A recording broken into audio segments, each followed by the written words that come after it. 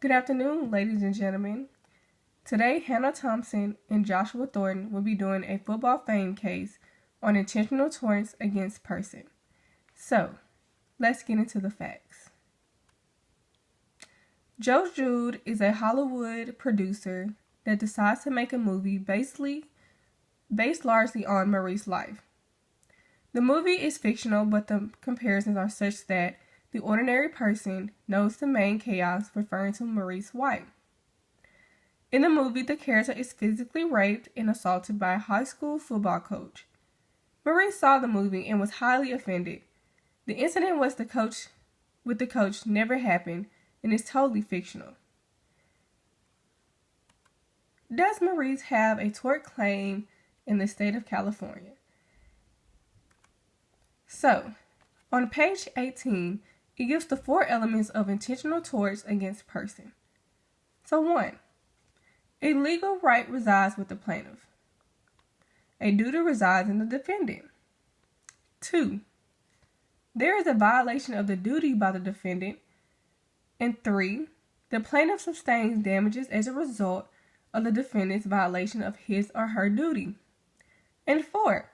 An intentional tort may also be the basis for either a criminal action or a civil action, or both. So when we think about this, and we think about Marie's, we instantly think, okay, so if it says the plaintiff sustains damages as a result of the defendant's violation of his or her duty, so for the defendant, Marie's, the only damage that he could have could be emotional distress due to him finding out from the public that what he saw, it was incorrect. He was not raped. So that could be something. So right now, it's looking like Maurice is kind of on the small side on his case. So let's get further into it. So, for California's law on intentional torts against person. So due to the California definition of California law on intentional torts against person, we are able to obtain a definition on this statute as you see right here. So step 1. They look at emotional distress, mental distress, and fraud as a result of intentional tort against person. So let's get into it deeper. So fraud.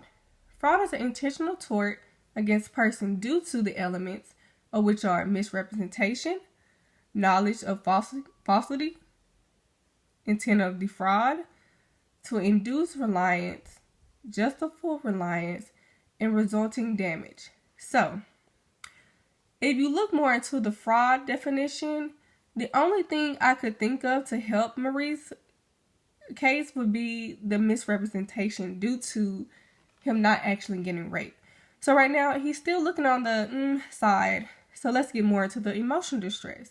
So for emotional distress, it says, emotional distress is an extreme and outrageous conduct by the defendant, either with intent or reckless disregard. So if we look more and more into it, was it extreme?